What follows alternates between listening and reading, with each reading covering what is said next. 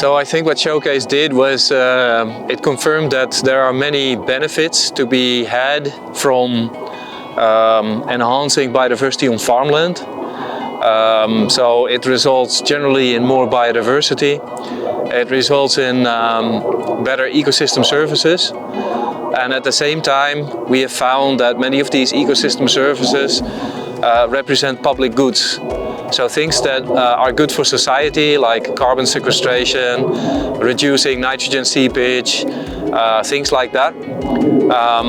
There are some benefits to individual farmers, like higher yields, but in general, these do not compensate for the costs involved with management enhancing biodiversity.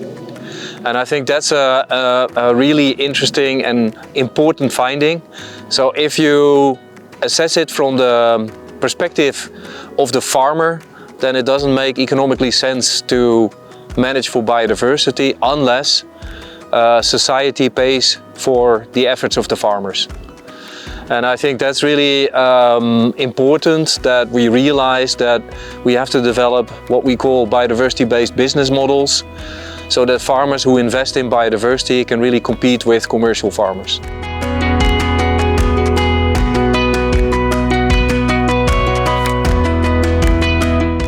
A couple of EBA studies show that if you, for example, plant wildflowers in between olive trees or in between fruit trees, then it results in more pollinators, more spiders, general more biodiversity, and it didn't affect yield.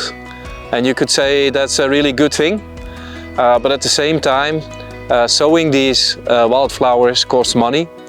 So someone has to pay for that. And if it doesn't result in higher yields, then you could say that from an economic perspective, a farmer will not, it's not meaningful for a farmer to do this. Unless there are other sort of benefits or incentives associated with it. For example, a higher appreciation by society. And this could take form also in payments.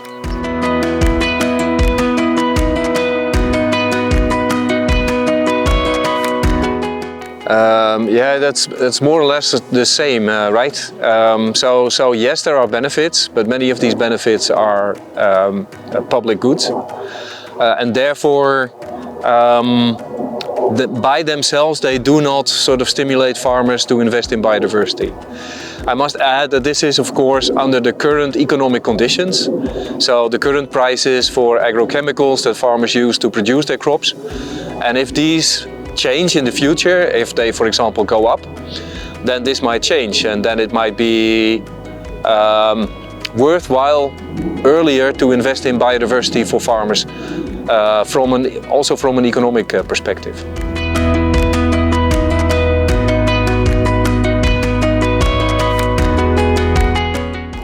We have investigated this, and it turns out to be quite difficult to involve farmers themselves in citizen science approaches, but volunteers can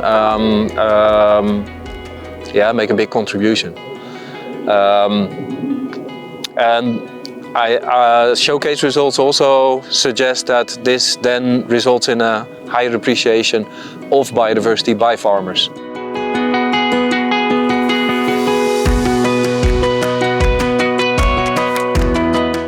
So I think for me, Showcase has become really a reality check for especially the ecologists. What we found is that biodiversity has many benefits on farms. So it results in more biodiversity, which is a good thing. It results in more carbon sequestration. It results in less nitrogen seepage, less nitrogen deposition. But we also realized, especially by the collaboration with the economists, that many of these ecosystem services, they represent public goods. So for the farmer, it's not worthwhile to invest in these because it costs him money, but it doesn't make money for him. And then, of course, it's understandable when a farmer doesn't invest heavily in this. So it has become clear that if we want farmers to manage for biodiversity on their farms, then we have to help them financially to make it possible. And I think this is really good, and I think this has become possible by a very intensive collaboration of ecologists and economists.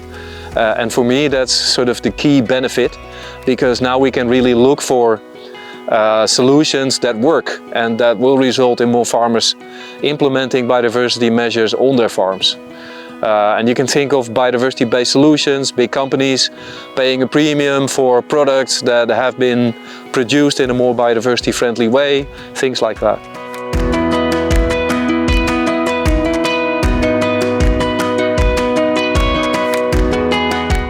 Yeah, Showcase shows that biodiversity is providing all kinds of super important services like carbon sequestration, reduced leakage of nitrogen to groundwater, pollination, pest control. But it also shows that many of these services are public goods. Farmers don't benefit from them, and therefore farmers cannot be expected to manage this by themselves at their own expenses. So farmers need to be helped. And I think that's a really important message for policymakers. There need to be instruments that financially support farmers to achieve these biodiversity enhancements on their farms.